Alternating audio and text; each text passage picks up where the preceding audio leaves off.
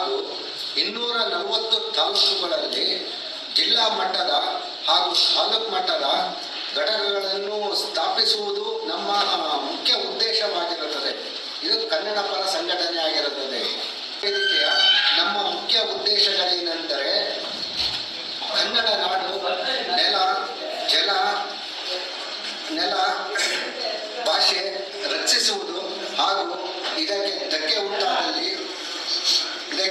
ಉಂಟಾದಲ್ಲಿ ಹೋರಾಟ ಮಾಡುವುದು. ಕನ್ನಡ ನಾಡು, ನೆಲ, ಜಲ ಇದಕ್ಕೆ ಶ್ರಮಿಸುವುದು ನಮ್ಮ ಉದ್ದೇಶವಾಗಿರುತ್ತದೆ. ಹಾಗೂ ಬಡವರ ಹಾಗೂ ಶೋಷಿತರ ಮೇಲೆ ನಡೆಯುತ್ತಿರುವ ದೌರ್ಜನ್ಯವನ್ನು ತಡೆಯುವುದು ನಮ್ಮ ಮುಖ್ಯ ಉದ್ದೇಶವಾಗಿರುತ್ತದೆ.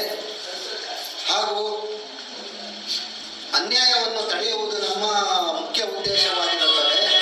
ಹಾಗೂ ಪರಿಸರ ಸಂರಕ್ಷಣೆ ಮಾಡುವುದು ನಮ್ಮ ಮುಖ್ಯ ಉದ್ದೇಶವಾಗಿರುತ್ತದೆ. ರೈತರ ಹಾಗೂ ಕಾರ್ಮಿಕರ ಅಭಿವೃದ್ಧಿಗೆ ಶ್ರಮಿಸುವುದು ನಮ್ಮ ಮುಖ್ಯ ಉದ್ದೇಶವಾಗಿರುತ್ತದೆ.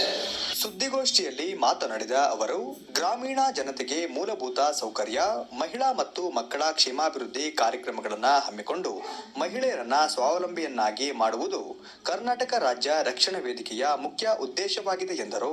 ಗ್ರಾಮೀಣ ಪ್ರದೇಶದ ಜನತೆಗೆ ಸೌಕರ್ಯಗಳನ್ನು ಒದಗಿಸುವುದು ಮತ್ತು ಗ್ರಾಮೀಣಾಭಿವೃದ್ಧಿಗೆ ಕಾರ್ಯಗಳನ್ನು ಕೈಗೊಳ್ಳುವುದು ನಮ್ಮ ಮುಖ್ಯ ಉದ್ದೇಶವಾಗಿರುತ್ತದೆ. ಮಹಿಳಾ ಮತ್ತು ಮಕ್ಕಳ ಅಭಿವೃದ್ಧಿಗಾಗಿ ಕಾರ್ಯಕ್ರಮಗಳನ್ನು ಹಮ್ಮಿಕೊಳ್ಳುವುದು ನಮ್ಮ ಮುಖ್ಯ ಉದ್ದೇಶವಾಗಿರುತ್ತದೆ.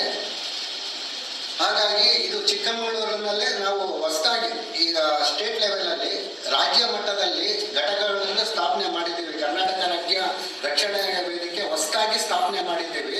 ಇದು ಕರ್ನಾಟಕದಾದ್ಯಂತ ಎಲ್ಲ ಜಿಲ್ಲೆಗಳಲ್ಲೂ ತಾಲೂಕುಗಳಲ್ಲೂ ನಾವು ಸ್ಥಾಪನೆ ಮಾಡಬೇಕಂತ ತೀರ್ಮಾನಿಸಿ ಅಲ್ಲೆಲ್ಲ ಇಡೀ ಕರ್ನಾಟಕದ